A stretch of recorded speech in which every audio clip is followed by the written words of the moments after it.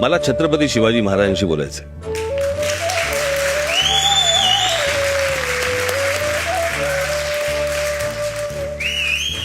आणि माझी इच्छा आहे की त्यांनी पुन्हा महाराष्ट्रात अवतरावं, देशात अवतरावं.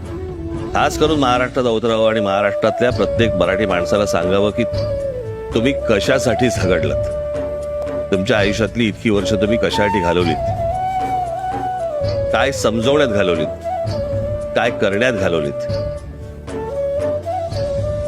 औरंगजेबासारखा बादशाह तुमचे विचार मारण्यासाठी 27 वर्ष इथे महाराष्ट्रामध्ये राहिला आणि मेला.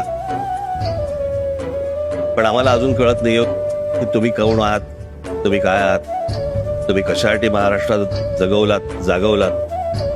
आणि अजूनही आम्हाला समजत नाही. आम्ही फक्त तुमच्या पुण्यतिथी आणि जयंत्या साजऱ्या करतोय, पण तुम्ही कोण आहात हे आम्हाला अजूनपर्यंत समजलेलं नाही.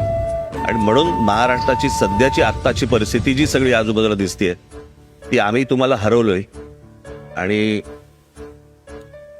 तुम्ही आम्हाला समजत नाही आहात, तुम्ही आम्हाला कळत नाही आहात. आणि त्याच्यामुळे मला असं वाटतं महाराष्ट्राची परिस्थिती आहे.